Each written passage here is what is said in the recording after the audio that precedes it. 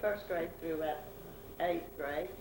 And my first grade was spent in the Sunday school building of the church next door. It's since then been torn down. And they had not built the wings on the back of what is now our kindergarten building. That was the 1st through 12th grade. And they didn't quite have enough room for everybody. Does that sound familiar? But that was a nice thing to do. And there was a footbridge behind the school that went across the gully. And we walked from our house on Fells Avenue back through the footbridge and up to the back side of the school. That's right. And that was always fun. And, it's about all I can remember. And we went home every day for lunch. Remember yes, that? Mother sure was home and had lunch for us every day. And up in 4th, 5th, and 6th grades, Mother would take a group of my friends and me down to Big Head Gully. Oh, and yeah. we'd play in the gully and have more fun. And there was never a cave-in or anything bad that ever happened that I can remember. And I know before I was born there was a cave-in. We were taught not to dig in the sides of the gully. That's right, I guess we were. I would remember that being told, no, don't do that. That is dangerous. So we just didn't do it. jump and climb and play in the gully. That was a big event. Always we took a picnic lunch and it was a lot of fun. And I got to go on those trips. Oh, so you remember So I them remember too. those too, yeah. Good. A little older, I remember going down to the bay and going swimming and really being put upon because Mother insisted I come home for an hour every day for lunch. Yeah. And to rest. We just spent every sunny day of our teenage years down there at the bay in the summertime, out on the pier with our friends swimming. That was the center. It was the center of town, and it was a wonderful, for the teenagers, it was a wonderful way to spend your summer. It sure was. It was a lot of exercise, and as one person said, there were no fat children in Fairhope back in those days. That's the truth. We walked everywhere, we walked. and we swam. And it was perfectly safe. Nobody ever loitering that would give us any cause to be concerned. That's right. That's great. As a teenager, Gretchen Riggs played a big part in my life, and a lot of us. She led the Episcopal choir. She taught a chorus in the organic school, and I went to organic for 2 years, 7th and 8th grades. And she had produced several plays with the children, and I was Becky Thatcher in Tom Sawyer. Oh boy! And that was the highlight of my whole high school career, I think. And I can still hear her saying, "To speak distinctly. Throw your voice to the back of the room." Mm-hmm. She also was very active with the adult little theater in Fairhope, and really a whole book should be written about her. She was almost an institution in Fairhope. That's true.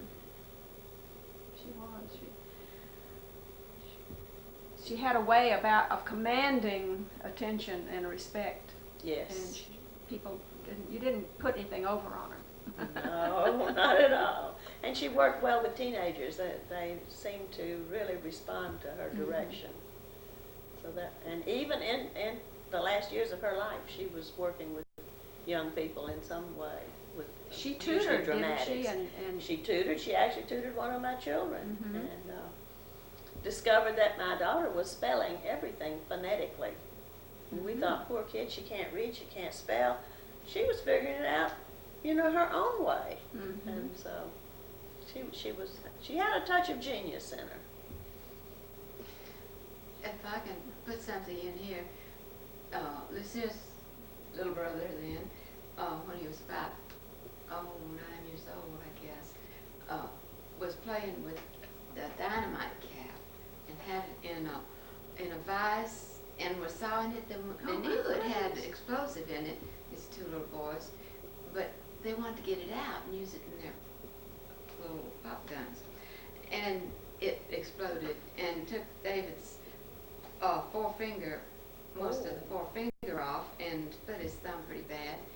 And he couldn't do things that other people did. He had A disability. a disability. He couldn't play the piano. He wanted to play the piano, and Mrs. Riggs took him on and tutored him in how to manage with that finger like that. Mm-hmm. She was a remarkable person, truly. Yes. Yeah. She just had all kinds of talents. And let's see, what else were we going to talk about? I think that.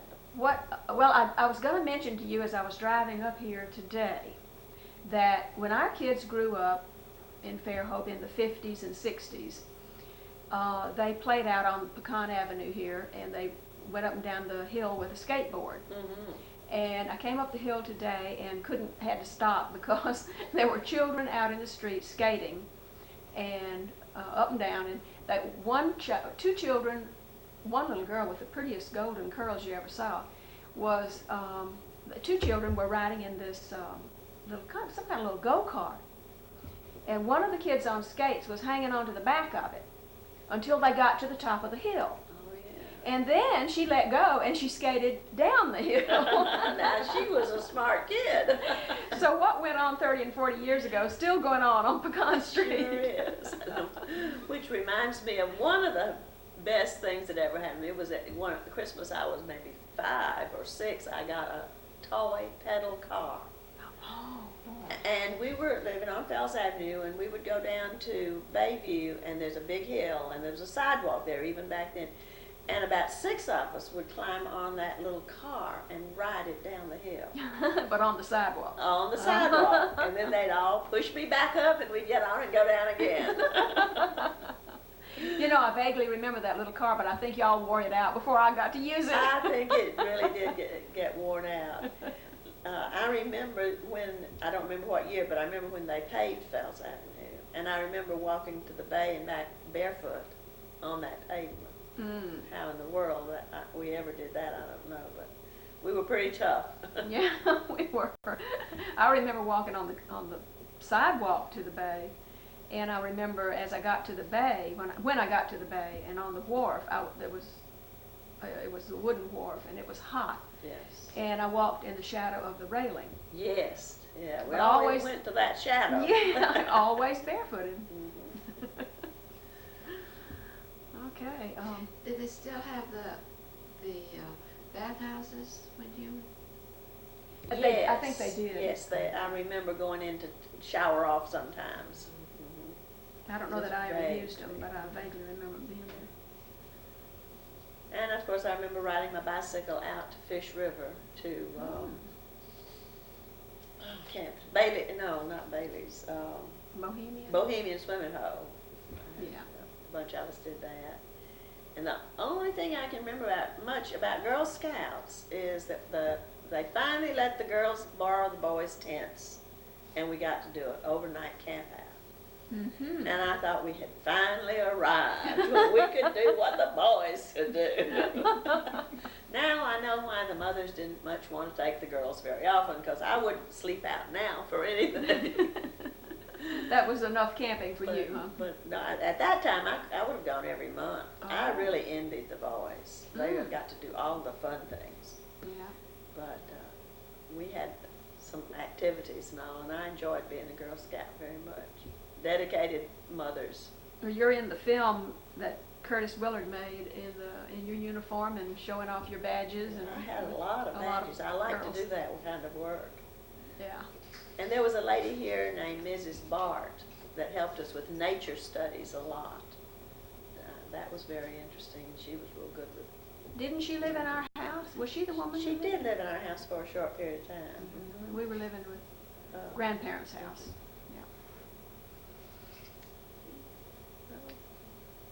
Happy memories of Fairhope. Yeah. We sometimes forget or don't want to remember the the unhappy times. But. Well, did you leave Fairhope when you were grown? No, I've lived here all my life. In recent years, I lived for a year and a half in California, but I kept my home here, and my mother was still living here. And my children would always come back here to come home. So I decided I didn't want to stay out there forever. So I came back to Fairhope. I'm sure I'm glad. Yeah, that was sort of a temporary thing anyhow. It was just an adventure. I had never been anywhere else. And Yeah. I found out that Fairhope compares favorably with everywhere. That's true. I was really impressed yesterday when Mayor Nix at the Fairhope First, when he gave his talk, State of the City, remarked that the mayor of Carmel had been through recently and was so impressed with our Welcome Center that they want to build one just like it in Carmel. Yeah, that's pretty neat. Okay, so that brings us up to the present. Anything else you want to throw in? No, I just don't know where the time goes. Something Yeah. for everybody that in Fairhope, and more than most of us can handle. That's true. Okay, well, we'll stop right there, and if you think of anything else, we'll put you back on. Thanks. Right. Well, good morning, Vera Herman. We are with Vera Herman. Ruth, Rockwell, Flo Schneider are with Vera Herman this morning in her home.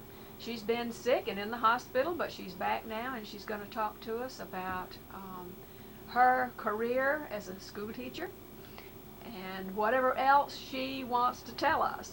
First of all, Vera, tell us how you got here. Were you born here, or? No, I was reared in Mobile, and I attended school in Mobile at Emerson Institute. And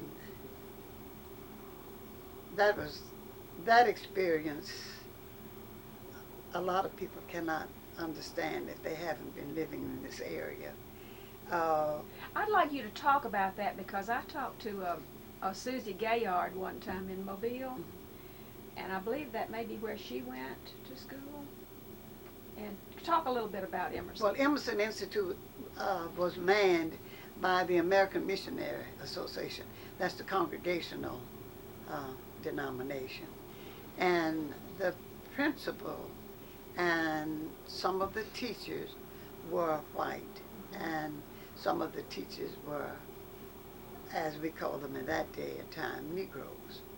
And the principal was a Mr. Harding, who was a first cousin to President Harding. All of the teachers stayed on the campus, and the white teachers stayed in one building, and the Negro teachers stayed in another, but yet they ate all of their meals together. We had music appreciation, we had art, and we had the girls took domestic science, and the boys were taught woodworking. That was in addition to the academic. To the program. academic, that's right. And there was a small church, a congregational church on our campus. The school was located in the southern part of Mobile. It was a beautiful campus with huge oak trees, and it was on the east side was bounded by Scott Street, and Bible Street was another entrance, Canal was another entrance, and it was just, and it was the school at that time. And I graduated from Emerson Institute, and I went to Alabama State in Montgomery. It was called Alabama State Teachers College at that time. And I had 2 years of college, and then I started my teaching career. I came to Fairhope in October of 1935. I came on the bus, and we got off of the bus, what was known then as Pittman's Corner, and walked from Pittman's Corner, which is now Wilkins Department Store, walked from there out to Twin Beach Road, because there was no taxis, and only one or two people had automobiles. You rode the bus from Mobile, the From Greyhound bus. The Greyhound bus. And that's where it let you off, and then you had to walk from I there. walked from there. Oh my goodness. We came down, and Section Street was not opened at that time. Mhm. Section Street was closed. Ms. Rio, did you remember? Uh-huh. The road stopped there, Uh-huh. and then you jumped down. You made a little left turn and jumped down in the gully, and then came up on the other side of the gully. And that was an experience. And I went to work the next morning. I taught in what was known as the Nights of Pleasure. That was a society hall. I had the first grade, and that was the reason I had the first grade. There was I guess you'd call it an influx of overflow of children in the first grade. So they separated the first grade, and I came, to take that overflow. And About how many students in each class? I had about 18 or 20. Uh-huh. Didn't have an over. And was No. this a public school? Yes. At that time, Mhm. okay. The way I understand it, the Rosenwald Fund donated money, but they wanted school buildings. But Capital yes, funds, but okay. Miss Anna T. Jeans received money from her two brothers who were in the import and export business. And they gave her money to be used to train teachers that we called supervisors, and they were known as Jean's teachers. But they would instruct the teachers and the parents in the community how to prepare nutritional food for the families. This Jean's teacher would help teach them how to can foods and how to preserve the foods and that type thing. And she also would teach sewing, and that was to help the parents and the teachers who were there.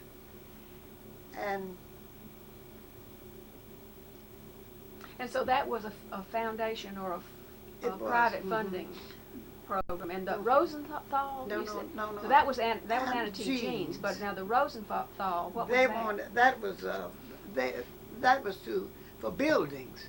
And Oh, you yes, know, you yes, would that's see, right. that's a Rosenwald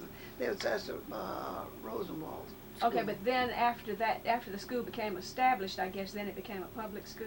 It was a public school, but they endowed it. Well, That's right. that is amazing. that's right. And then the first superintendent that I remembered was Mr. Tharp. Yes, Yes, I yes. remember him. And from that, then the other superintendents. Yeah. Well, let's see. You got any questions, Ruth? Well, we had a family of the children went off and on to the Anna T. Jeans School, and that would have been in the late 30s, mid to late 30s, and their name was Brown, and they were, let's see, what were their names?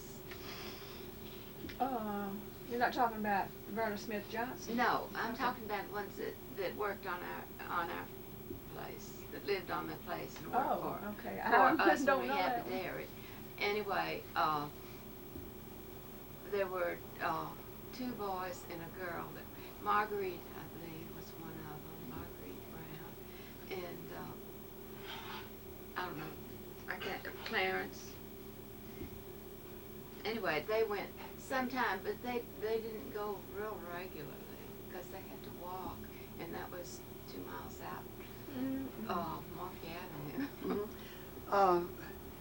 we had, when I first came in 35, the children were bused, the children who were in high school were bused to Baldwin County Training School in Daphne, and they had to pay. There was a fee to ride the bus from Fairhope to Daphne. I was trying to think of the family. You said the Browns?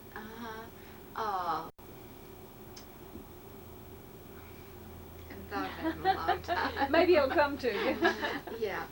Well, tell us what you taught at Anna Teachings. I started teaching the first grade, and my certificate said that I could teach from first through ninth. Mm-hmm.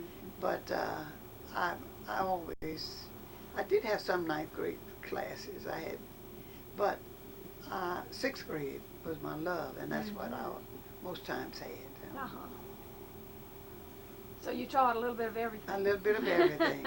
Oh, I was a doctor, I was a nurse, I was, physicist. I cut hair. Oh, wow. I remember when I was in school in Fairhope Public School, Grammar School, our teacher examined our heads for lice. Well, we had a nurse to do that. You did that? Well, our teacher had to do it. I remember her, she used alcohol after each student, and she'd look through our hair, you know, and see if we had any lice. Black children don't usually have lice because the grain of the hair is coarse, and most mothers would use a conditioner that was more like a grease, and lice will not stay. The lice didn't like it. They won't stay there. Okay. Well, that was good.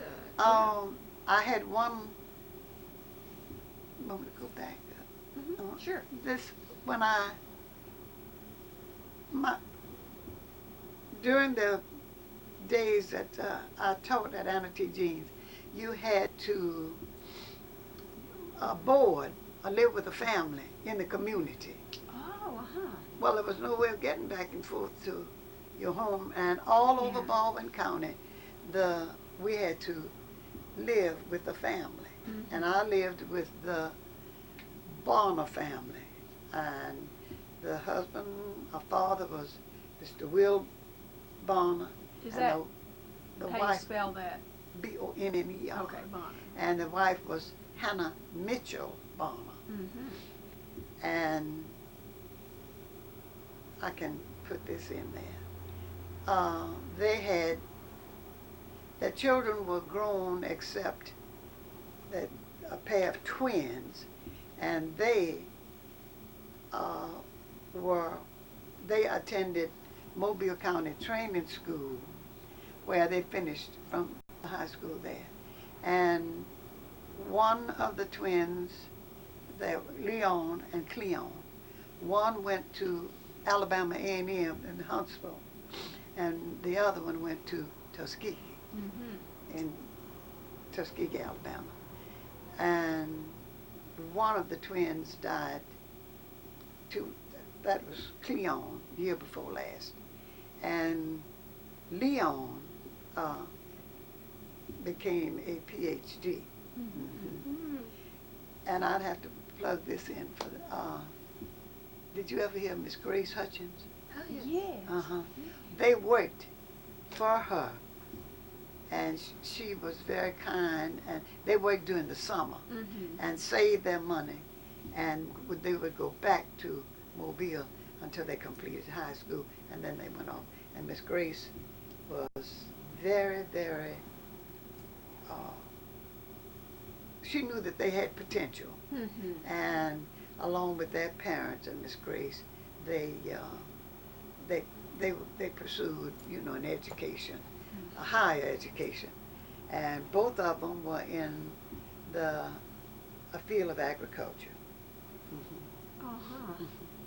Well, while we're on the subject of Miss Grace Hutchins, whose name I had not heard in probably 30 years, Do you, either one of you know more about her? Because I remember her name from way back. Well, she had the hotel Yeah. where Dr. Jordan moved his clinic to back Up uptown or down on the bay? No, down. On the she bay. went there. She had that place Yes. before he had his Yeah. clinic. I don't remember what you called it, but I know that's where Leon and Cleon worked. Oh, I see. Yeah. But there's something else about her that that her name was connected with in town, and I don't know what that might be. What? I'm trying to think. That was. She was unmarried, is that right? She was Miss Grace Hutchins? Yes, but it was Miss Grace and her mother, wasn't it? That's right. Yeah. Mother, and all of those Barners, they knew her quite well. Yeah. But all of them have passed now. Oh, I don't, because Janice is, I wonder if we could disconnect that telephone. surely you can. She answered still in the other room. Okay, that's okay. Now then. Okay. I, Well, we'll come back to Grace Hutchins if y'all Yeah. think of anything about her. She was a gracious lady. Yeah. I know that. 'Cause And her I- mother, and they were well known, and people because, liked to go there and stay.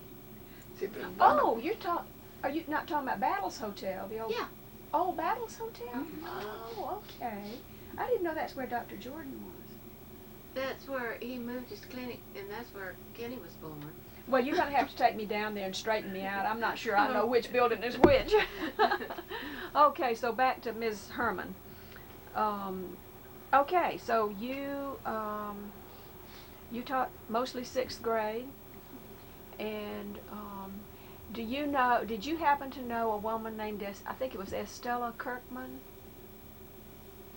I think she may have died about 1935, I'm not sure. Estelle, okay. Maybe it's Estelle, okay. What? Don't remember that name. I knew some of the Kirkmans, Miss Mary Kirkman and The reason I Miss was Dora Kirkman. asking is because she's buried in the little cemetery down at Tatumville, which is in my backyard. And there's a lovely little tombstone there marking her grave. And a lot of those tombstones have been moved, and I don't Yes, know who moved them, but they're gone. Oh. I know where that is, because that was, are you on the bay? Right.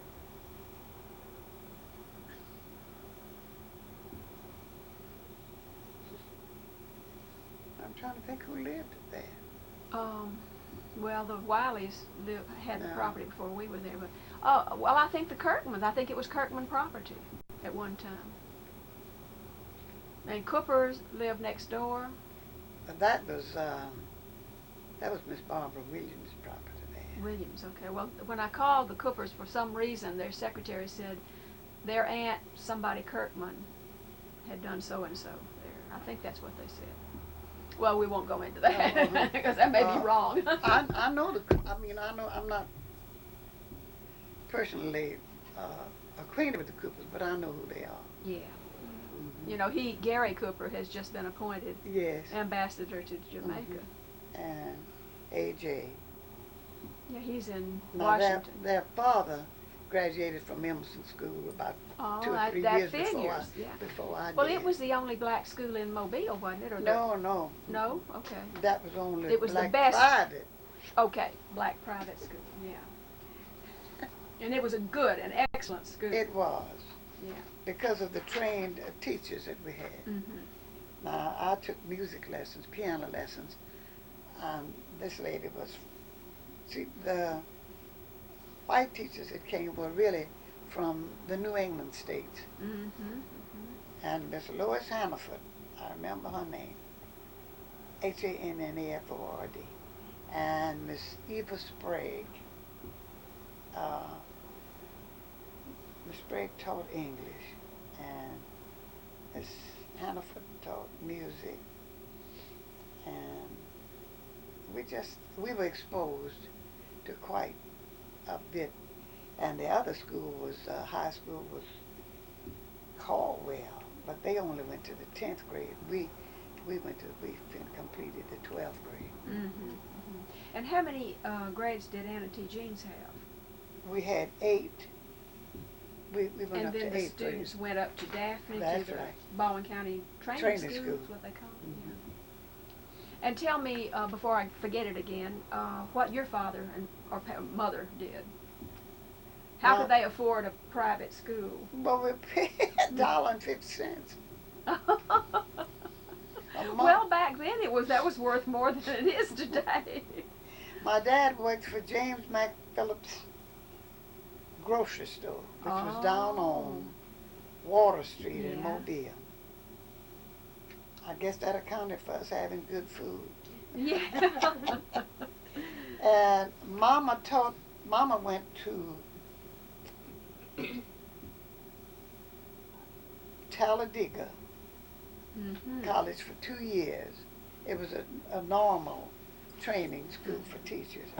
And she taught until I was born. And where were they from? Your parents? My daddy was from Chunchula, Alabama. Mm-hmm. And Mama was from Mobile. Mama was born on Church Street down in Mobile. How far back can you trace your ancestry? Just to well, of course, Mama and her mother and her mother's, that's the third. So your one. great-grandmother? Mhm. Mm-hmm. Well, now, would that go back as far as slavery? My grandmother, my maternal grandmother, said that her daddy was it really was a French Creole, but he was a Louisiana Creole. Mm-hmm. His complexion was black, but he had very, very straight hair. Mm-hmm. And he was not a slave. He was a free man. So he was a freed man. So that was your great-great-grandfather. That's right. Okay. And I'd always ask her, well, because I liked the name. She said her mother's name was Sophia. Mm-hmm. And evidently she died, and a white family reared my maternal grandmother, and their name was Vass. The family was named Vass, V-A-S-S. Mm-hmm. But your family name, what is your family name? McCants. McCants, Mhm. okay. You Tell- don't need to record this, but you know. You want me to turn it off? Mhm. You were going to tell us now about the cultural exchange program with Organic School. During the early 30s, during the late 30s, we would carry our kids to sing up at the Organic School, and we would also carry our children for a vesper on Sunday afternoon up at the Christian church, which was located now where the kindergarten, I guess they had a kindergarten. Yeah, the church was on the corner of St. James It and was Church. on the corner, and it was sort of catty-corner. Mm-hmm. Yeah, sitting catty-corner to the Catty-corner corner. across there. Well, we would carry our children there to sing. We would also carry our children when Mr. Bennett Mm-hmm. was principal, and we would go to the high school, which is what? Well, it's the Which is now the now kindergarten. the kindergarten school. Thank you. And It was 1 through 12 grades. Now That's it's right. just the kindergarten. just the kindergarten. It started out high school. Oh, it did. That's right. It Yeah. did, and then they Uh-huh. built the Started out, wings. well, on. actually, starting with the 7th grade, Mhm. because I went to school 1 year in the building across the street, and they had That 1 old- through 6 there, and then over across the street, and that was when that building was just real new. Yeah, well, when I started back in 1939 or so, it was all in the one building. But I believe they added more wings onto that school after I started Yeah. first Oh, grade. yes. Yeah. In 39?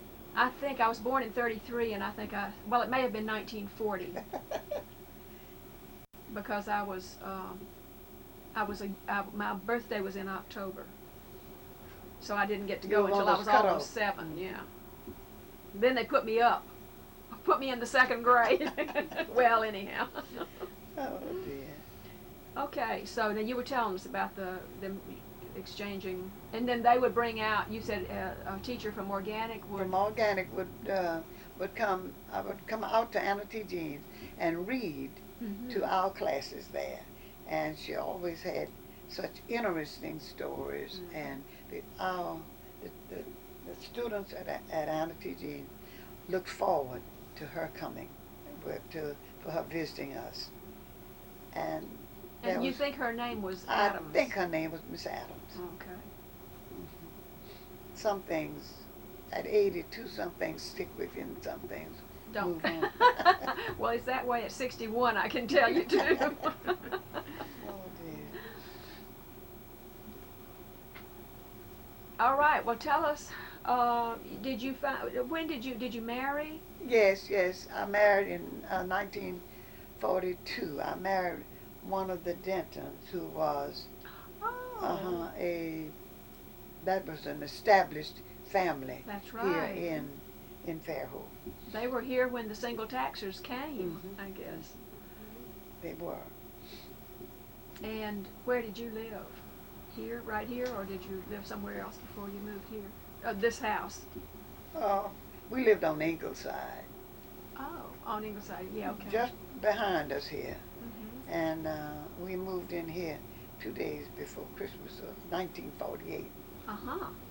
So you've been here a long time. Been here a long time. The road wasn't paved then. Oh boy. And on Ingleside, you would park at Ingleside and Twin Beach Road, and then you'd walk on down the road because the road was so bad. Oh dear. And so in 1948, the road, Greeno Road, was not paved down this far. No, okay. Nothing was paved but just the main street there. That's all. And that's all I remember. Well, It was in the 50s. main streets of Fairhope. Yeah. Well, yeah, there were a few of them in Fairhope. I think George Street was not paved at that time. No, they paved Fairhope Avenue in 35. And then, of course, the war came, and so they didn't do 40s, very much. But right after the war, then they started. come in, Okay. Emma. We're going to cut off for just a minute. All right. We're back on now. Oh, if even in the late 40s, if you from Anna T. Jean's school, you couldn't. Section Street was not open. There was no Section Street beyond. I said this before. Miss Rio's home, and to get to Fairhope, the town of Fairhope, you would come from Anna T. Jean's school around and come down the Greeno, or you would go down through the What's now Highway 98? no Not that far. you didn't go through there either. You went through a settlement known as the Wilsons. The Wilson, we call it the Wilson Neck. I don't know if that sounds very. That's okay. But that's why, and you would come out by Charles E. Nelson's meat market.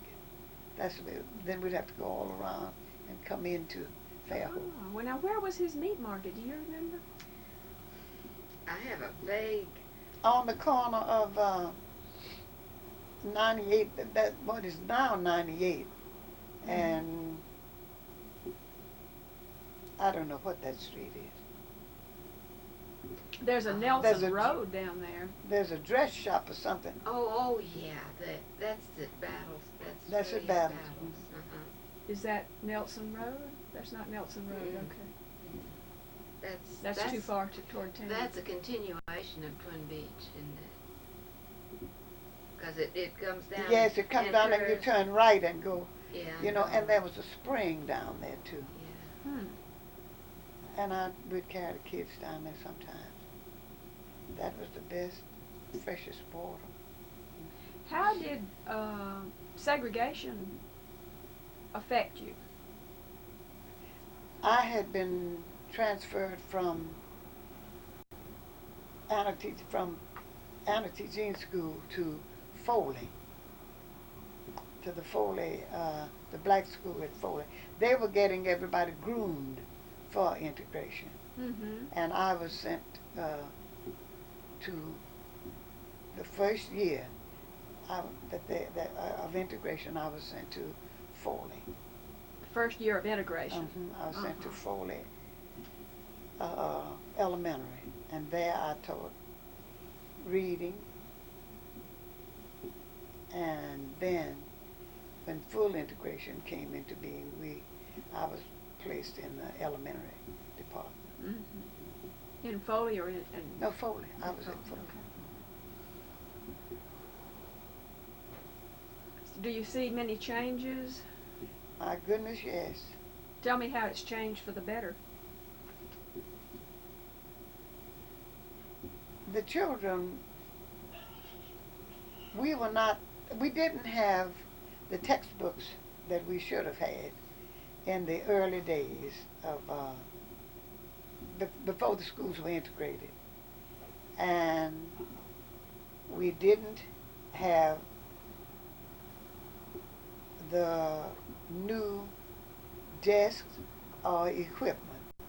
Whatever had been used in the white schools, when they got something new, then they sent the black schools the equipment, The and the old equipment. Mm-hmm. And some of the children at the white school had carved their names, and they were on the desk.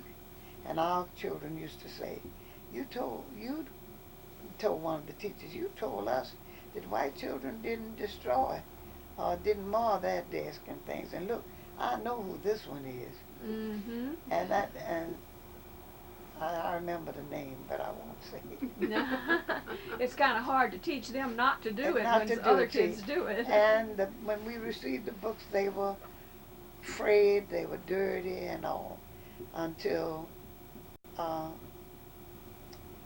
in the 50s they started giving us, 50s and 60s, started giving us new books. Well, now, did Anna T. Jeans integrate right away, or was it pretty much black students on up through the 50s?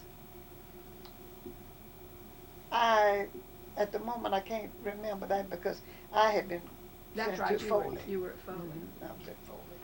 And at Foley, we had 3 black students to enter the first year.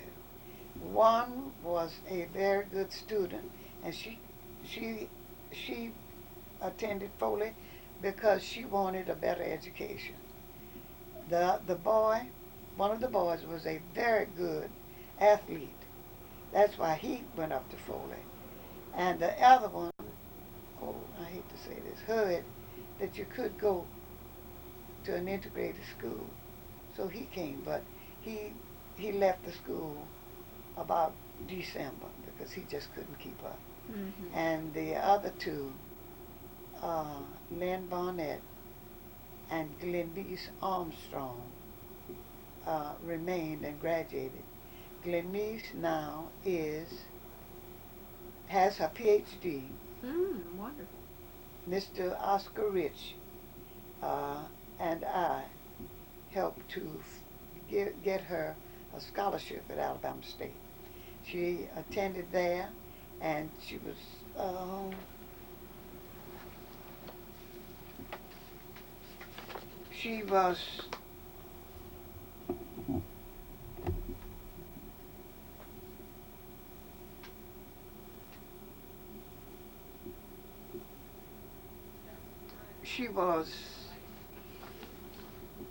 we got her after having completed Alabama State University. She worked in the laundry, and somebody found out that she had library experience in high school, and her mother, and she called me her godmother, and she married one of the doctors up who was in the library department, and we just continued to send her because we not pressure her, but just to help encourage her. Thank you too. And she also gives, I like this, she also gives credit to Miss Maud Skipper. Do you know her? She was a librarian down at Foley High, and that last name is S-K-I-B-A, Skipper, Maud Skipper. Skipper, that's unusual.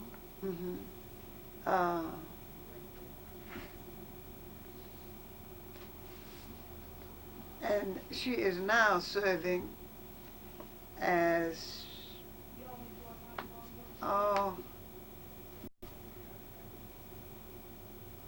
she's serving as library director. She's really the assistant library director of public services in Dallas.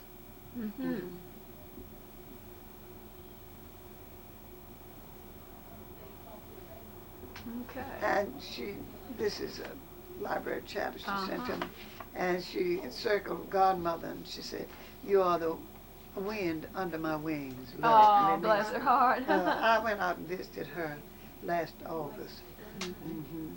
She's doing quite well there, and I'm very proud of her. I'll bet. She was from a family of 8, and it was a broken home. That's hard odds. Well, tell me, how long did you teach? About 43 years. Until you were 65, or? No, I was about 43 years. You're not going to tell us how old you were, huh? No, but I'm 82 now, so. Yeah, but how long have you been retired?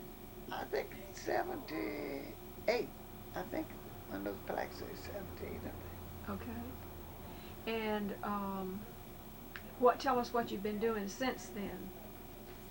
You mentioned that you had been on the board of the Eastern Shore Institute for Lifelong Learning when Ruth Rockwell was I have 9,000 volunteer hours in volunteering at the Thomas Hospital. Oh, wonderful. And I was also president of the Thomas Hospital Auxiliary. I am a member of the Fairhope board for Fairhope First. And I'm very proud that I was a Fairhope ambassador at the Welcome Center. Oh, yes, that Fairhope First is doing a lot of that. Well, all right,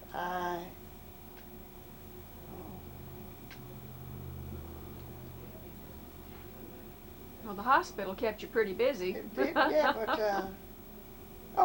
and I am a member of the board of the Department of Human Resources for the county. And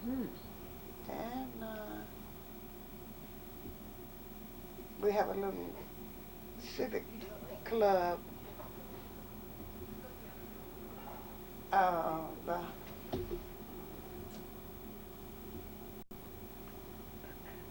Emma? Leave me alone. Go along with your interview. Leave me alone. She wants you to tell her something. She doesn't know anything. Oh, She's okay. too young. They're too young. Okay. I'm trying to think what else have I said. No one can ever remember. Fairhope First. Yeah. And Did you used to work for the people that have the the Blatchfords. Blatchfords? Yeah. Oh, Lawrence! Uh-huh. That's where I know you from. I knew you seemed so familiar. But see, that's been, what, 30 years Yeah. since they've been here. They were here because I talked with Miss Blatchford. Well, they came back. Well, when they had Lawrence, When they had Lawrence. it must be Well, about 25, 30 years. Yes. could be, yeah. Cause See, Susan because was they here were on down in the old Dubrock building Yeah. Mhm, first, mhm. Yeah. and they should have stayed there. Yeah. And that was a gift shop, right? With Yes. flowers and gifts, Mhm. little pretty little And things. she had exquisite taste, Yeah. Yeah. and she would go to market and get. But when they moved up into the Dale I Shamps am- complex, I'm so glad that I had a connection with you back then, because that's the only connection I remember. y'all worked in there and helped them. I was trying to think if there was anything else I didn't want to. And I have received the applause award, and Hmm. Are you a member of a church? yes, I am a member of Lebanon Chapel Mhm. AME Church. Okay. That's on the corner of Young and Middle Street. Hmm. And I have played the Oh, piano that's right, you and play. organ for that church since 1943. Oh, that's marvelous. I take no financial help from them. Oh, that's wonderful. Well, I know they love you. We do, our membership is very small, Mhm. and we have, I cannot see with the small talent that I have to play, I cannot see taking a fee for Mhm. playing. I can't. That's a wonderful gift to the church. Okay, Is well, the Twin Beach Church, that's not the one that you're talking about? No, they have, No. theirs is AME Zion, Oh, and yours and ours is is Lebanon Chapel AME. the Lebanon Chapel. Mhm. I didn't, yeah. They say when they built there, they looked out and saw the cedars, Uh-huh. and you know in the Bible it tells you the cedars of Lebanon, and that's why the church. Some people don't know that, but that's. well, that's interesting. Now, see, that's a good thing to have on this tape. And I had, I was fortunate enough to rear, he was not my biological, I'm not his biological mother. And I was very fortunate to rear him. And he attended school here, and he was very active in the community. Then he went into. Do you want to give his name? Yes, his name was Andrew Carter. Okay. He was a descendant of the Dentons. Mm-hmm. Okay. And he got his degree and his master's, and he married a beautiful young lady from Charlotte, North Carolina. He attended Johnson C. Smith. Oh, yeah. I've been there. You have? I Mhm. have. And he married this young lady who was a native of Charlotte. And they had 3 sons. The oldest one is Ellis Denton Carter. And we very fondly call him Happy. He is working at York Technical College in Rock Hill, South Carolina. The second son, Andrew,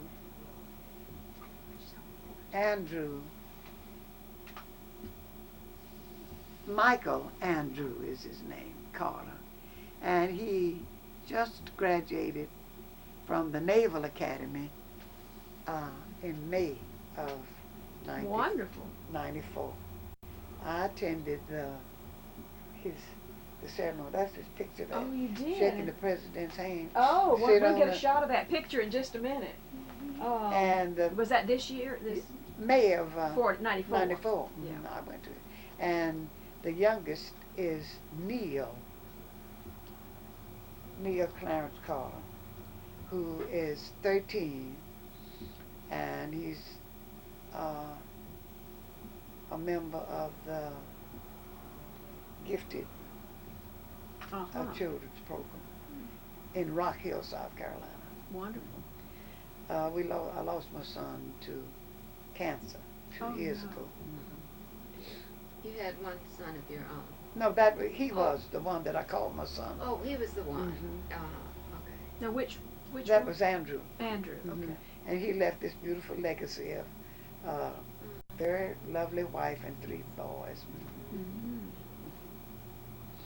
Well, tell me something about the Dentons. You know where the American Legion Club is? Yeah.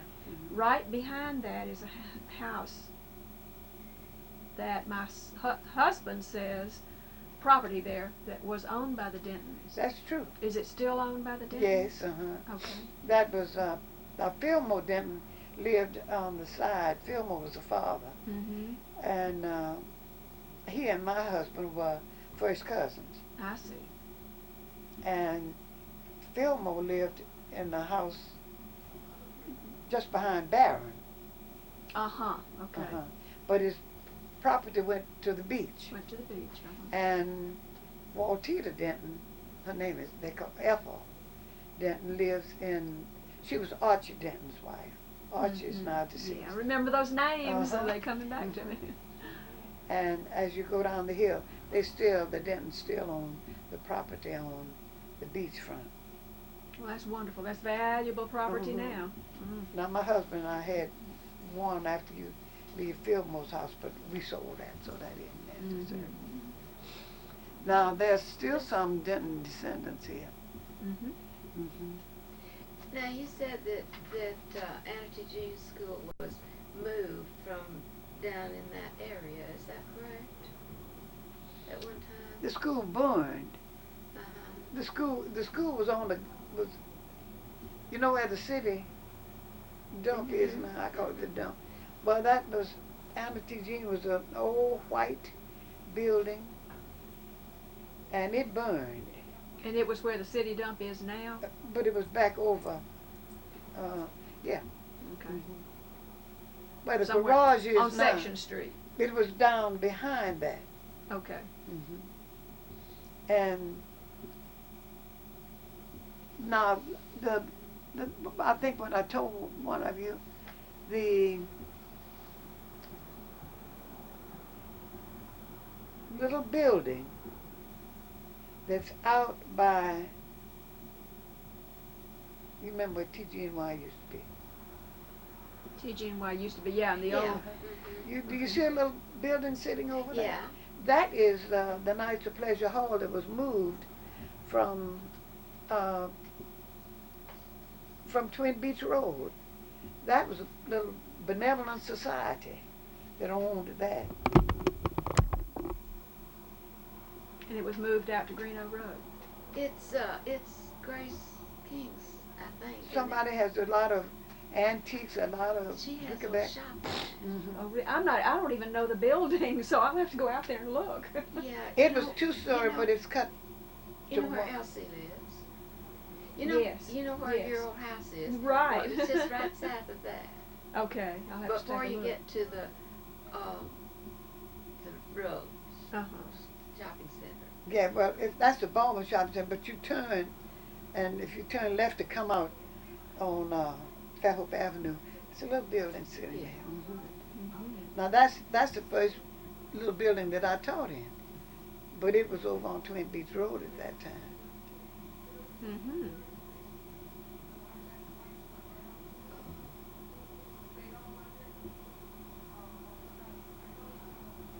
Oh, did you ever meet Anna T. Jeans? No, I did not. Okay. She lived in Anna T. Jean's was a She lived in Philadelphia. Pennsylvania Quaker. Yeah, in lady. Philadelphia. Philadelphia. I think that's his father. Uh-huh. I'd like to. I just gave the Flanagan girl who is working for the Historical Society or something in Mobile, and if I can, I sent her that picture. It was a newspaper clipping, but maybe we could get one from that, Mhm. so you could use it maybe. Be nice for our local Yes. museum to have a copy. I would.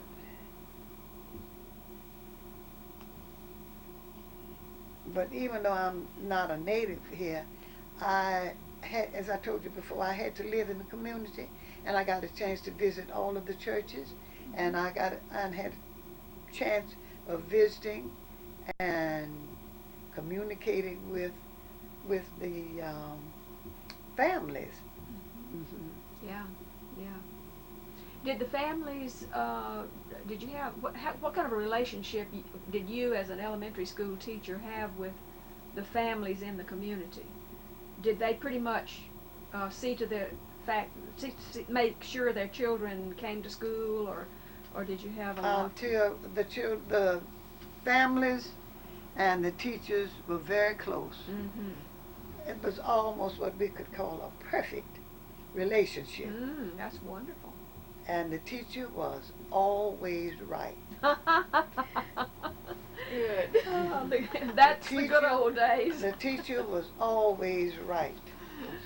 Mm-hmm. My daughter is teaching, and she said that she didn't know whether she would hold out teaching. She didn't want to have on her tombstone that she made them sit down and be quiet. Yeah, but really, that was we were invited to share a meal with them, or we attended church with them, and we were on programs at the different churches. It did not have to be yours. And if a child asked you to, oh yes, and we taught the Sunday school lesson on Friday afternoon. Oh, wow. Everybody brought his Sunday school book or a little New Testament book, and we just had, you couldn't ask for, during that time, you couldn't ask for a better relationship. Oh, that's good.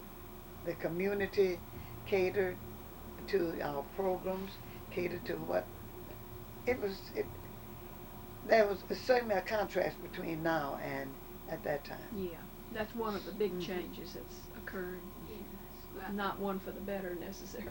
yeah, because you just don't know people anymore. There's so many people. That's right. Some of them I don't even know in the community, you know. Mm-hmm. But during that time, you know, I did. Now, we didn't have a janitor in the early days, and the children cleaned, and Well, I think that's the way it ought to be. Yes. they cleaned, and we had the kids had to get kindling, as they call them, lighter nuts, Yeah. Mm-hmm. and we would have the children would make the fires early in the morning, Mm-hmm. or the teacher did, and we had wooden floors to begin with, which meant I can just see some of the teachers now mopping. You know, we're gonna have a program Oh, wow. where everything is clean, and we had what we call chapel, and everybody went into the one auditorium. We'd open the doors there, and we had 2 big rooms, and we would sing, and some of the kids would have Bible verses, and then the principal would give us a little pep talk, you know, and I repeat, that relationship was just beautiful. Mm-hmm. Did integration change that? Yes. Do you think it destroyed it, or just changed, or would it have gone away, changed anyhow? We would say that there was a change.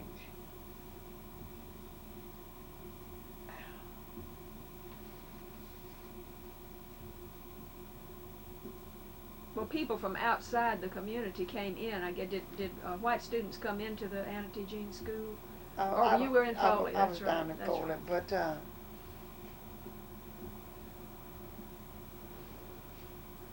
it was early.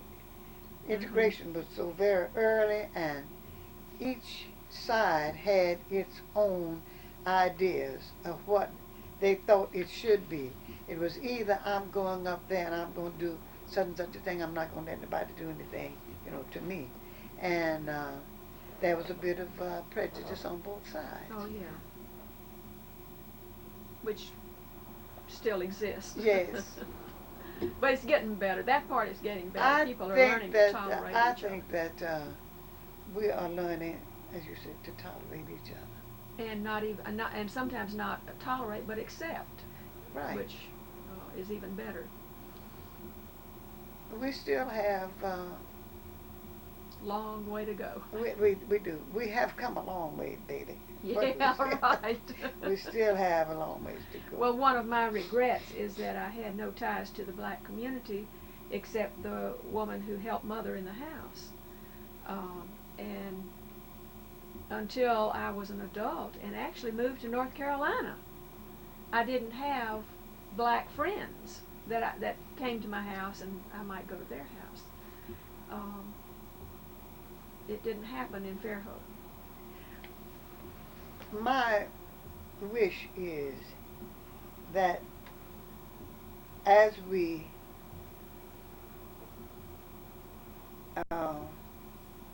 integrate with each other, let's don't pick up the negative sides from either race. Absolutely. Let's Focus on the positive. That's right. And if there's something good that one group is doing, let's get with that group. Yeah. Let's don't find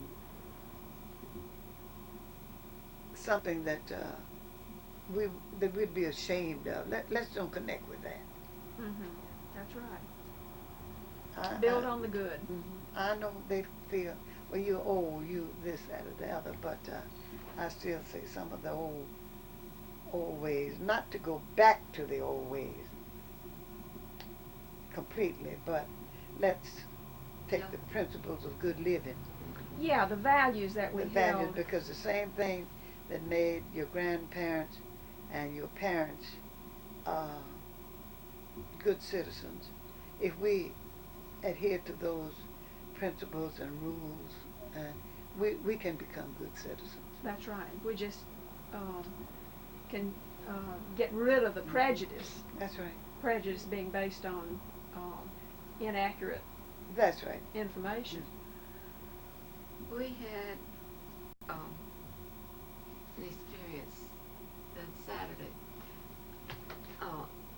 I belong to the Civitan Club, and every year there's a scholarship given to seniors, and they have to compete for it, and they have 2 or 3 levels of competition.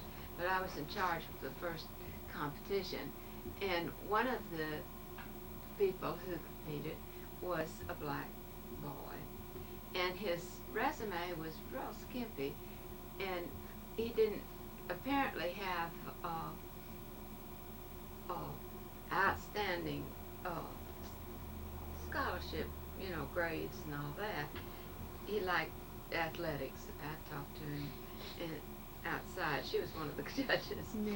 But the Very impressive young man, I he must was, say.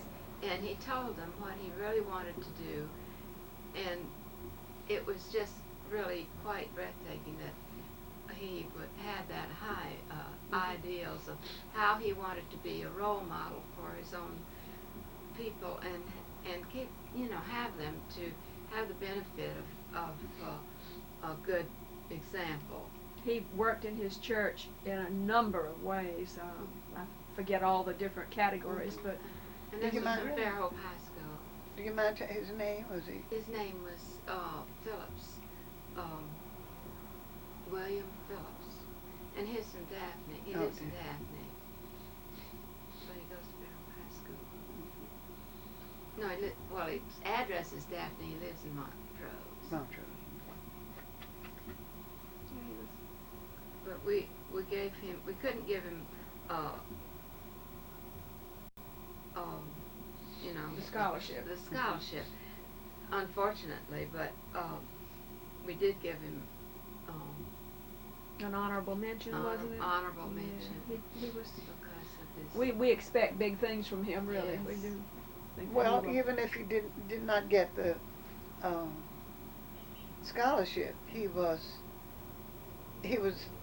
recognized for his That's ability. right. That's And I right. wrote him a letter, and I need to tell him that letter can mean something in the future to him, because I've had experience with things like that, and it does make a difference when you have Yeah. a good recommendation. That's right.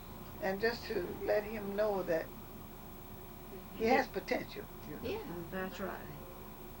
It was, and the other kids said, that is the nicest boy we know.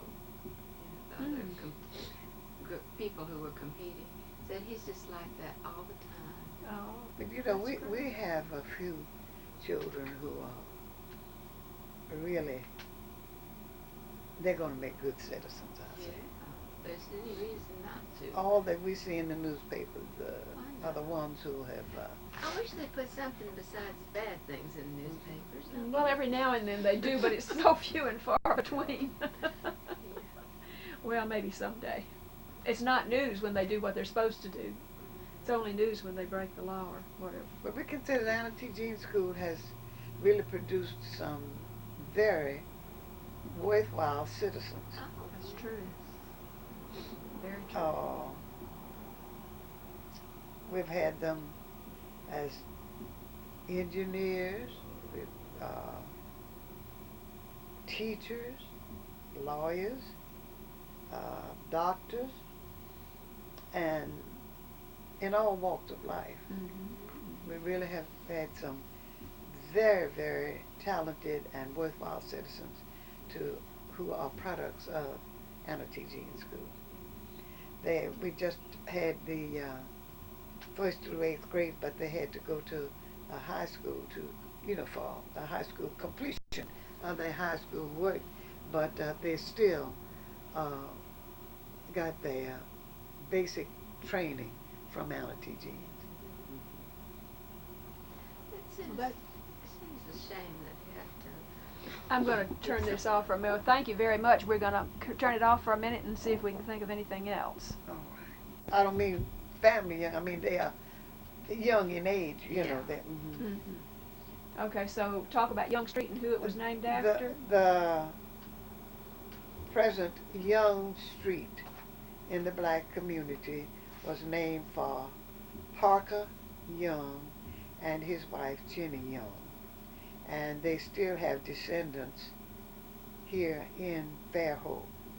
Some are the Dentons, some are the Williams, and some are the Johnsons. Did the Kirkmans figure into that family? No. Okay. You mentioned Kirkmans as being here a long time. They were, and the Lewises, they were here. And The yeah. Dentons, the Lewises, but they were closer in this area, but the Bonners and Mitchells were out in the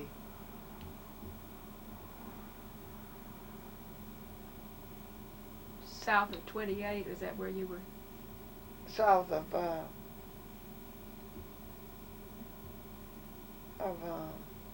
what's the next one under 40, beyond 44? Mm. Oh, 98. Going out by Bradley. 32. Well, let's see, there's Fort. This is 44 up here. That's Yeah, Twin this- Beach Road, right? Yes, that's And 40. this is Reno. Mhm. So No, but I'm going But They you're were out going that way. farther on south. further south. Yeah, but that's they- section 28, Mhm. isn't it? Huh? That's section 28. Yeah, section 28. And I mentioned before that I lived with the Bonners. The Bonners had, Mr. Willie Bonner had a sister, had several sisters, but our favorite sister was Clara Bonner. And we very fondly called her Aunt Clara or Classy. Mm-hmm. And I remember that she did laundry, we'll say, for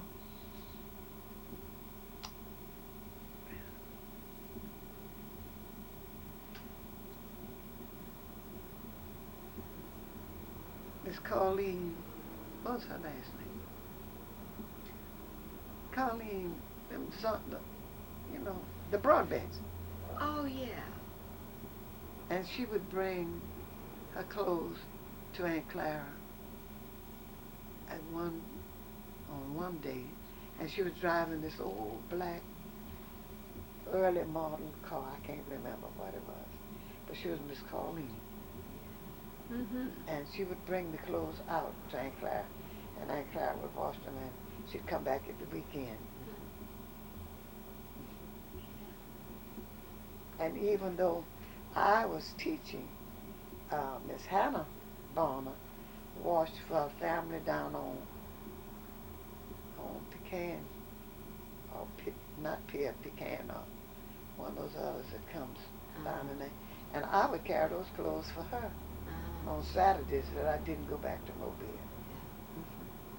See, teachers had to do everything because we were members of the community. Yeah, right. Mm-hmm. Yeah. Well, that's great. That's the way I grew up, because we had our own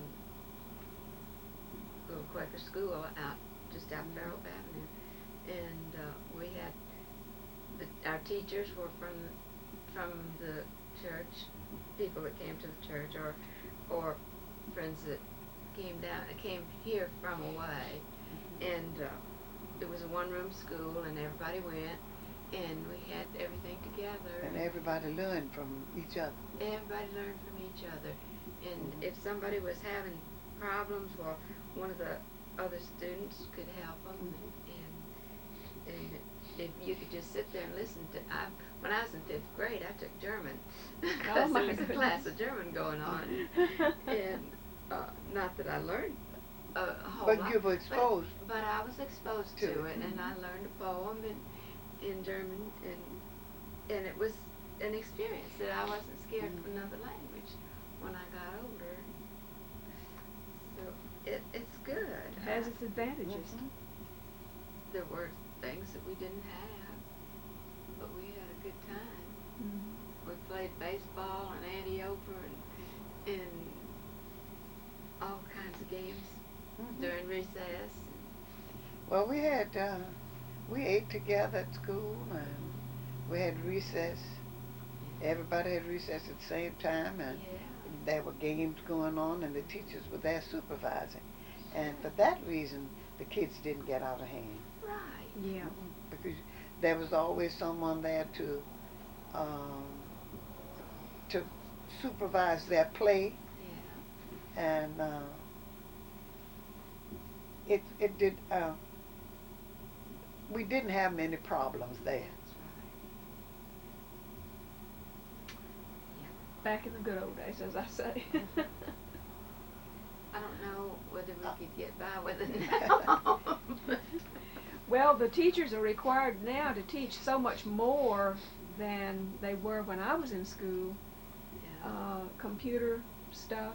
I mean, there's just so much going on now that kids have to be taught. And Yes. it makes it hard on everybody because there's just not enough hours in the day. And I expect that sooner or later we will go to a year-round school because it's just got to get it in. Got to. Kids must be, our children must be prepared for a technological society. That's true. And that's something we didn't have to face. Now, in the midst of that, Paula, my daughter, is teaching English and French. And it's very difficult because the children haven't really been taught to read, you know, on their own. And she's given them a real good education on reading and things like that, and reading things to them so that they find out that things that are written are really interesting. Okay, well, I'll thank you again, Ms. Herman, and appreciate you letting us take so much of your time and telling us so much about our history of this area. Thank you very much. Well, you are welcome. And it sounds like a mumble jumble, but No, it doesn't. It's great. Thank you. Okay, we have the picture. Tell us again the name of the people, of the person here shaking hands with President Clinton. Michael Andrew Carter, my grandson, who completed his work at the Naval Academy in May of '94. President Clinton was the speaker, and that was a beautiful, most impressive ceremony. Well, I am having trouble. It doesn't look like it's in focus. Maybe you're too close. Maybe I am too close. Back up. Okay. You're right in the back. He's the one on the right, and these are his two brothers. His two brothers. Andrew Carter. Okay. Very good. And then Did this mirror and the frame? my father's brother, a sixth grade student, sixth grade graduate, made this design My and made goodness. this frame for the mirror. That is beautiful.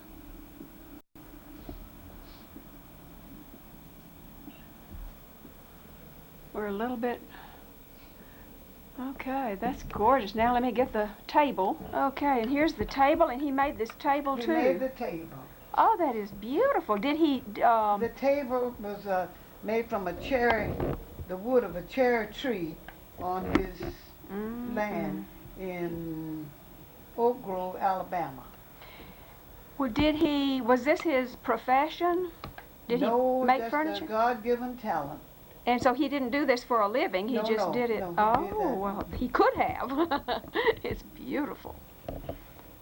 Okay, well, thank you very much. Now, Ruth, did you say that has been converted to electricity? Isn't that pretty?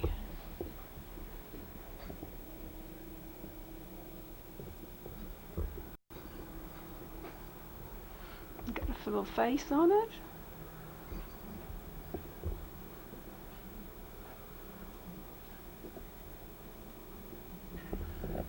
Okay, now she pulls out something else. I'm keeping the camera going. We'll pause for a minute. Plate. That's your mother's father's That's my plate. grandfather's plate, Uh-huh. and he has to be over 100. So the plate is over 100 years Yes. old. Oh, my. Well, okay. Mom, I told you I wrote the street cover. That's wasn't she fancy? Oh, I'm That's pushing the Mom. wrong buttons here. Wait a minute. That's Mama and Andrew. These are Andrew's three boys. Oh, boy. You want to turn that one picture around this way? This one? Yeah. A little bit more. There's a streak of light. Oh, there it goes. Now I can see it. Okay. Okay. Now they're recorded for posterity. Everybody. Neat pictures. Well, thank you once again. Okay, here we All are. right, now where do I start? Well, Start with my mother coming down from Chicago. well, no. Grandfather coming My from Iowa. grandfather You coming. start with, let me say first of all that Ruth Rockwell and I, Oh. Flo Schneider, are here with Buddy Gaston Godard and Dot Yeager. How's that, Gigi and YY? Who are long-time Fairhope residents, Fairhope residents, and are going to talk to us about that. So, Buddy, tell us how your family got here, as if we didn't know. Well, now Spider was born here, but he's really Arthur Fairhope. But nobody ever called him that. Arthur Fairhope Gaston, right? That's right. Okay, he was the son, the fifth son, The fifth child of Clara and Ernest the Gaston. Gaston, found leader of the founders of Fairhope. Mm-hmm. Okay. Right. And then in the 1919, I would remember maybe that they came, my grandmother and mother came down to visit a lady from Chicago who had worked with my grandmother in the war, World War I, things that were being done in Chicago. Mhm. And she had a daughter that had been very sick and had passed away, and she came down here to help herself because she was having difficulties facing her daughter dying. And when she got ready to go back to Chicago, Mary looked at her and said, "But I'm not going back. I'm going to marry Spider." Wow. And so they decided that they would do that. And at first they weren't going to let Grandmother Price go to their marriage because Grandmother Gaston couldn't go. She wasn't well enough to go at that time. But Grandmother Price went anyway. Well, good for her. So they were married. Do you know where they were married? No, I really don't remember Okay. hearing told. Do you remember? No, I don't. We probably both have heard it lots of times. Yeah. Might have been in Mobile. Well, it's probably recorded somewhere else, so. Anyway, they were married, and he was working in Chickasaw right after World War I. He was working over there. That's your dad. Mhm. And you went over on the boat every day? No, they were living over there. Oh, they were living over there. Mhm. I see. I was born when they were living over there. I I was see. born in Mobile Infirmary. Uh-huh. And then they came back to Fairhope and built a little house. And then they had to add on to it because it got bigger because my grandmother's son, Cornelius, came down and lived with us in the wintertime. And then my brother was born, who was Ernest Berry Gaston, after his grandfather. And he was born in Fairhope. So we had already moved over here. He was almost 3 years younger than that. And tell us about him. Well, he was kind of a wild boy. He loved to hunt, and he'd get up before daylight in the morning, and their mother tried to get him to stay in bed because she didn't like him to get up, go off to these places and go hunting out in the water and duck hunting, and they'd go before daylight so they could get up there and get their the things out for their ducks so that they would fly, the other ducks would fly in and think that they could stay there. But he liked any kind of hunting and everything like that. My brother did. I just wonder if we can turn the radio off over there. Yes. Hold on just a minute. Easier Okay. that way, I'm sure, because it's not easy for me to talk about my brother. I can understand I that. have never gotten used to it. Yeah. Well, her brother was a special man. He really was. He was handsome as he could be. He was brown as a berry, summer, winter, spring, and fall. He had golden blonde hair, and he was a man's man. He loved to do all the things that men like to do, hunt, Boys and- fish, and swim, and sail. And Uncle Spider encouraged him to do all those things. In fact, they did a lot of that together. And Buddy was older, so Barney didn't see much of her because, as you can tell, Buddy was pretty popular.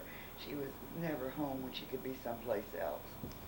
And Barney went to organic and folk danced and was a fun person to be with. And of course, when we were growing up, you were talking about gullies and the bay and the wharf, but we had the La Corona. And the La Corona for kids growing up in Fairhope was probably the crown jewel of the Eastern Shore. It truly was. Because you And could they really go. took care of us. They did. They It was watched out run for by a us. family, and Mobile kids loved to come over here and invade us. But you could go to the La Corona, you could walk down there, you could walk home, you could go down there for 15 cents for the night, for the date. That would be 2 Cokes, 1 for each of you, and a nickel for the Nickelodeon. And you could dance all night long on 15 cents and be perfectly safe and And who wonderfully had more than happy. 15 cents? Nobody. Some of us didn't have that. But it was a great place to grow up because you felt so free. You could walk, and you did walk. Buddy, of course, was lucky enough to have a car when she was a teenager, and if the rest of us 16. were lucky enough to get a ride, but we walked. We walked everywhere. In fact, Sunday afternoons, we walked to the yacht club, and there wasn't a yacht club. There was Fly Creek, and it was cold and beautiful. And you could walk all the way on the beach or up on the top of the bluff to get to Fly Creek. And there were rope swings in the trees, and everybody met up there every Sunday in the summertime. And sometimes there'd be 20 of you walking together, singing and having a wonderful time. And we also had public tennis courts right down on Mobile Avenue, right where the flower garden is now in the middle of the park was a tennis court. And there was another one directly across the street. With that And- duplex, that two-story white house. Right. And the adults liked the one that was on the east side of the street, which meant the children got to use and the teenagers But they got had to pay to use. belong to the other one. Over there. Uh-huh. That's probably why we never got to play there. But anyway, you'd go down there with your tennis racket and your tennis ball early in the morning, and you would play, and the winner of this game would play the next one in line, and you could stay down there from daylight to dark. And if you really got warm, you take your tennis clothes off, and your bathing suit was always under them, and go take a dip off the big pier. So there was so much to do for so little, and it entertained all of us. That's what we And did. Mrs. Green's little store across the Fells Across the Avenue. street, Mhm. right where that blue apartment is now. It was Monk Green's. It was a little, well, it's his mother's really. It reminded me of the Cats and Jammer Kids store. It was little bitty, but she had drinks and candies and that sort of thing that A few you'd go. cans of things too for people that lived in that neighborhood in case you didn't get to the store. She had a little bit of grocery things there. Mm-hmm. So you can't Bet won't you don't starve. remember that. Huh? Do you remember that? I don't remember that. You know, Yeah, it you're sounds... younger than we are. Yeah, yeah, no, It I'm was right a little- behind Do you. you remember that little store, doll? Yeah, vaguely. It was just a little bitty, Mhm. funny store, but it was great. And you I rode rem- your bike right up to the thing and ordered what, you know, I got what you remember wanted. the swings on that side of the street too. About just down from the tennis courts, right? There was big tall pine trees there, and there was great long ropes, Right. and you could swing way out. Hmm. Well, Right over the bluff, you mean? Well, no, it Further- didn't, you it was didn't in the swing out park. over the bluff, but It it was made in a the park. big swing. You know, I don't even know who kept those tennis courts up. I guess they were city courts. No, one of them was a private club. The one on the Fells Avenue side was a private club to begin with. And the other one was a public one, and the city kept it. But the I other didn't one, even remember. Well, let's get back to Barney for a minute, just to mention, let me mention that he was killed in World War II. right, yes. He, And that was sort of a trauma for the whole community. he was because- in college, and he ran away from college to come home to go fight the war. We had lived war because my mother's oldest brother had been in World War I. And he talked frequently about the war. And I think Barney wanted to go settle the war. Yeah, Thought he yeah. could himself. A lot or of young something, people, you know. I'm sure, thought that. But he wanted to be a part of it. And that was what he came home. He quit college and came home, and he took some courses at organic school while he was waiting for to be called before he went in the service. Okay, what branch of the service? Was it Air Force? Air Force. I thought so. And There were he- a few people, we lost a few of our citizens in World War II, but not many, and each one of them hurt That's right. They do. the whole but community. in his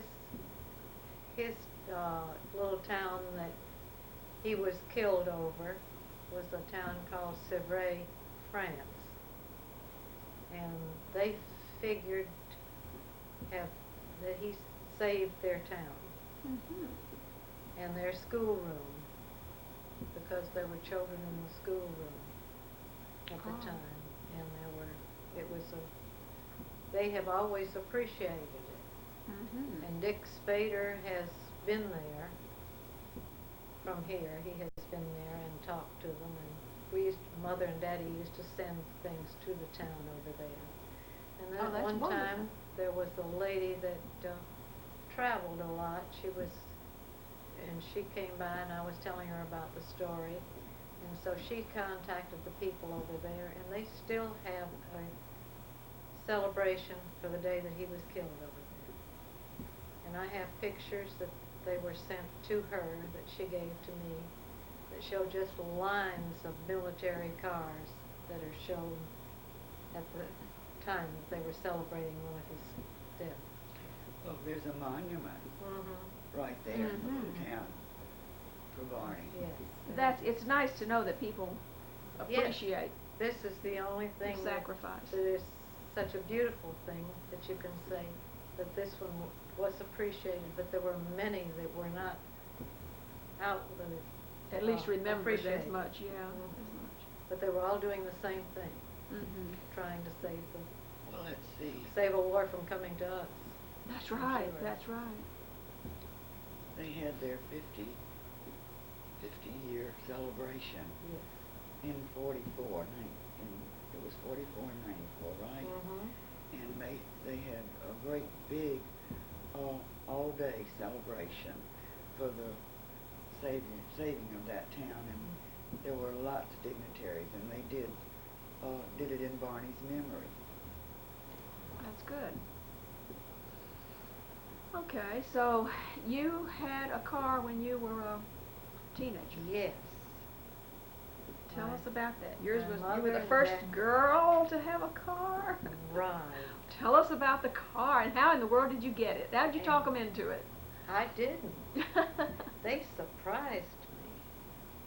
Totally surprised. Was With it a it on a birthday? Christmas Oh, morning. Christmas. And it was painted yellow so that everybody could know that was Buddy going around in her car. Jimmy had a blue one. That's Jimmy, your cousin, Jimmy Gass. Yes. Okay. And I'm not right on that though. He had a maroon one, I think, wasn't it? And Doc's was I was blue. gonna say, little Mhm. Doc had one also. So I was the only girl that really had one. And mine was yellow, so that they could keep up with me, they thought. Little did they know. That's right, because we would go to the Gulf, there'd be a whole bunch of us, and we'd get in the car, well, maybe 4 of us, or 5 at the most.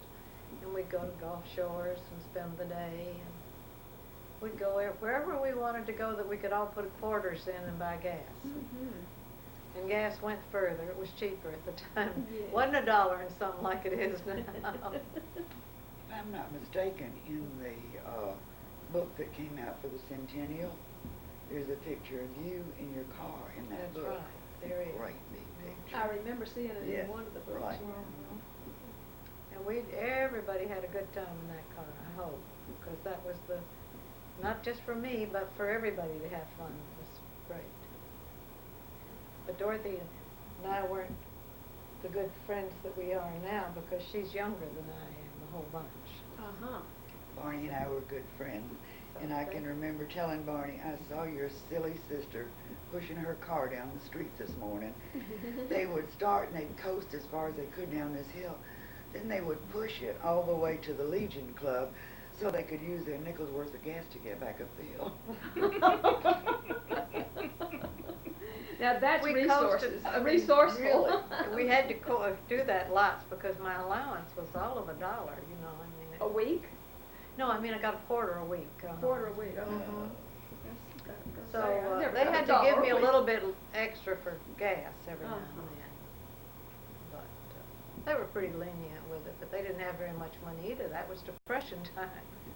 Or just coming out of it, weren't we, at 39, 30? Yeah, although 7, 8, it was and still, 9. things were still pretty tight, I guess. Yes, they were. Yes, you had one good dress, one good pair of shoes. The rest were That's tennis right. shoes to dance at folk dancing. And you went to organic, I take it? Yes, I did, Okay. all the way through. Mhm. Kindergarten. Barney started a little bit earlier than I did because he went to school with me.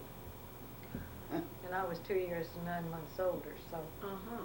he was a little bit, he got an earlier start than I did. I see. So was he, where does Paul, Corny's son, Paul fit into the age level? Oh, he's a lot younger. He's a lot younger, okay. I can't remember exactly how many years, but it's a lot. younger than we were.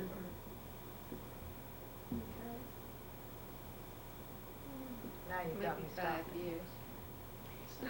Just talking about first, Buddy had the first car as a girl, and also right out on this wharf, which was probably the forerunner of the yacht club, Johnny Huffman made the first pair of skis that were ever used on this side of the bay. Because Uncle Spider had a boat, they were wooden skis. Now you can tell them Now about those that. were, but he made them out of balsam wood.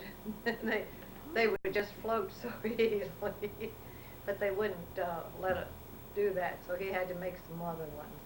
And we did have the first skis on Mobile Bay. Uh-huh. How about that? Well, let me stop and take a shot of the wharf right now since we're talking about it and I can get it. Okay, so this is the wharf, and the bay is very muddy today, and it's windy and blowing, and it rained last night, and what a mess. Okay. Funny water is when we have those nor'westers.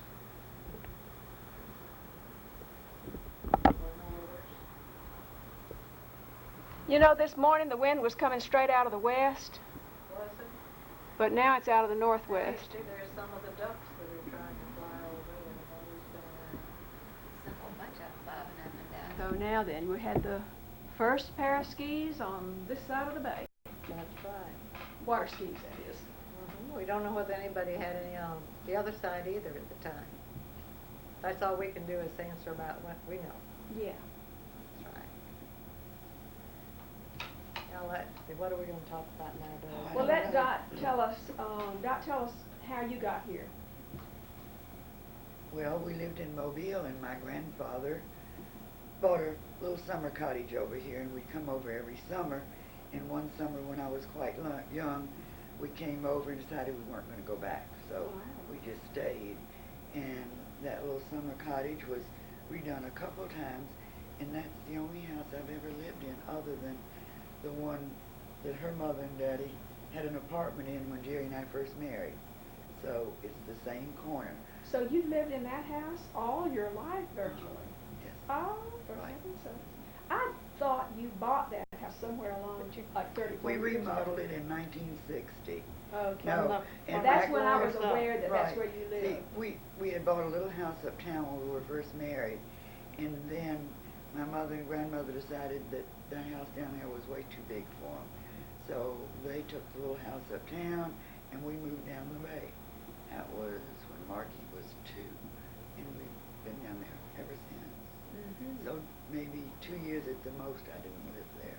That was all. But it's never been outside the family since my grandfather bought it in about 1915, something Now, like was that your mother's, you said that was That your was mother's? my mother's father, yes. And that was Yeager, right? No, that was No? Falligan. My mother No. was a Falligan. Oh, that's right, she married a Yeager. She married a Yeager, yes. And my grandmother used to say that she loved to come over to Fairhope every summer, but she never got to really enjoy it because they had so much company. She cooked and washed and ironed the entire summer. And I think that's basically true. I've heard that before from Because people even who today, live- when you move to Fairhope, you have more company than you have any place else, I think. Yeah. It does work that way. But anyway, so I went to school here, you know, all through, well, I came when I was in the 3rd grade and stayed and graduated here and went to school, to college for 1 year.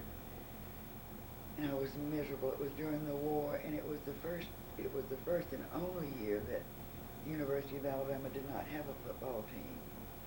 And it was during the war, and there were no fraternities active, and there was nothing but soldiers on the campus, and my grandmother got sick, which meant I had to come home and go to work, and it was wonderful. I was so happy to do it. So, that was my college career. So I worked in Mobile, and Jerry had gone off to war. And when Jerry came home, we were married and lived right here. And Jerry and Barney were best friends. And tell me what you did in Mobile. I worked during the war at McPhillips Manufacturing. Uh-huh. And in order to get there every day, it took me 3 different rides because it wasn't as easy as it was. And transportation was difficult then. And then when I didn't like that way to get to work, I found a job right downtown Mobile at the Board of Health, which was wonderful. And I worked there until I was married. I was married in 1945, December. When did you get into the real estate business? 1965. 65. Okay, so that's 30 years ago. And you're still I've seen going quite strong. a change in 30 years. Oh, I should Yes. say. Yes, I went into the real estate business for a short time to get my children through college and that sort of stuff. Mm-hmm. When did And Jerry die? In 1988. Okay. Surely did, in July of 1988. So that hadn't been all that long ago. 7 years pretty soon. It's Mhm. coming July, will be 7 years. Okay, so excuse me, I didn't mean to interrupt you. You went in the real estate business to try to get the kids through school? Right, and we thought we'd college? like to sort of eat and play a little bit ourselves and have a little extra income. So little Jerry graduated in 65 and I went to work in January of 65. Tom was 10 years old then and we felt like I could work part-time and still keep some control on Tom, and I'm not so sure we were right about that, but it worked out pretty well. No one never knows. One never knows, no. We Well, called Tom. I have to tell you, Tommy was going to organic when I was teaching up there, and he was just sweet as he could be. He grew up being called mayor of the boat ramp because he spent all of his days at the boat ramp helping people, telling them that board is slippery, and they never believed him. And by the time they fell in once, he got to launch their boat and was happy as a clam. He's now Commodore of the Bell Yacht Club, which is an amazing feat to me, but he's doing a good job. I think it's Oh, well, that's wonderful. wonderful, yeah, because he loves boats. He always loved boats so much. Have a Tom and a Jerry, and they are a Tom and a Jerry, and then I have Margaret, who is sandwiched between those two big boys, and a lot of people don't even realize Margaret's mine because she's the quiet little one. She's the girl to sweeten the pot that every mother needs. Yeah, well, I tell you, when you smile, y'all look very much alike. Or you look about like even when you're not smiling, but even more Tell so. her that. She looks a lot like you. But we have had much fun on this bay, and our families have intermingled for all these years, our grandmothers and our mothers and Buddy and our children and our grandchildren. The first day I was ever invited to go sailing was, oh gosh, I must have been maybe 15, 16, and it looked really rainy. The day was kind of bad. So my mother sent me from home over to the Gaston's Wharf, and I had an umbrella and galoshes. And when I walked out on that wharf, everybody just went into hysterics naturally. But anyway, I peeled out of those in a hurry and went sailing, and I've loved it ever since. It was a fun time. And we've had such patient people with teaching us how to sail and to ski and to surfboard. And we also had patient people in teaching us how to head shrimp. We did. Oh, but and how. But what a joy it's been to be able to do those things. That's true. I'd like to tell you something about my working with my daddy and his sister, Frances. She was the oldest of the Gaston children, and Spider was the youngest. And they got along without any hard words. I don't know how they managed it, but they just loved each other, and they did. But I learned to run a press. Well, let's A say hand. what they did. Tell us what They they were the Fairhope Courier Okay. at that time, and they did job work. And I started out with running a 50,000 envelope job for Mr. E.L. Russell, and I thought I'd be up to my knees before I got through with that little hand press. But I managed, and they weren't all straight. I didn't get them hitting the pins right all the time, but I learned how to keep my fingers out because my Aunt Frankie had lost some fingers. And she didn't want me to lose any, and I didn't want to lose any either. Didn't want me to have anything like that. So I learned how to do that, and later on, when I worked for my father again at the paper, I used the big press and put the whole page through a hand feeding the press to press the paper. I could run the folder with my father, and he would be feeding me big paper, and I would be the short paper, putting it in there, and we did it great. Mm-hmm. And I'm just so proud of all of the things that I learned to do and was capable of doing, working for them. Yeah. And then I called it selling advertising, but really what I did was just walk around every week and pick up the ads that the people had that were ready Well, for the paper. somebody had to do that. That was interesting, and I enjoyed that. And I assembled books and did all kinds of things, and it was wonderful to work with your family when there was nobody fussing, Mhm. Oh, yeah. and none of them did. That's great. That's where you got your your agreeable temperament. I just was born with it. Oh, okay. Sorry, you don't you don't acquire it. You just either have it or you don't. And I think I was just born with that one. Get along with people. Very good. And then you can tell us what you did. You worked in the single tax office Yes, later on. from what to what? I cannot remember exactly how many years did I work, Ruth? I think you started in About- the fall of '69. Okay. And I quit 12 years ago. The 83. Mm-hmm. So you're there about 14 years. That's a long time. Yes, I worked for a crazy lady before that, though. And she taught me a lot, but Well, more about how to get along with people. no, that was in. I think you better not say any more about her right now. We don't want this to go in the museum.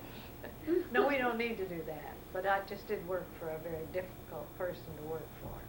But I learned a lot, and that was why I had enough confidence in myself. I couldn't get it out to go to the single tax office. Mm-hmm. Uncle Corny hired me, and I stayed. Or Ruth did. I'm not too sure which one of them hired me. Anyway. Well, you came in and talked to me, and then we talked to Corny, and then I don't know who had to decide, but anyway. Anyway, I was there. They flipped a coin and you. Neither you one won. of you blackballed her, huh? No. Okay. No way. So we had a wonderful time together. Mhm. All of us. It was great to work with family. You always, people say, you know, you can't get along with your own family, but you can. We just, Oh, yeah. Yeah, that's true, you can. Your children are named? Yes. My daughter went all the way through the public school, and so did my son. My daughter is going to be 52 in 21 days. Mm-hmm. Well, happy birthday, Linda. Mhm. No, Melinda, isn't it? And Melinda. Yeah, Melinda. But we call her Linda, her nickname. And Rusty has just turned 45.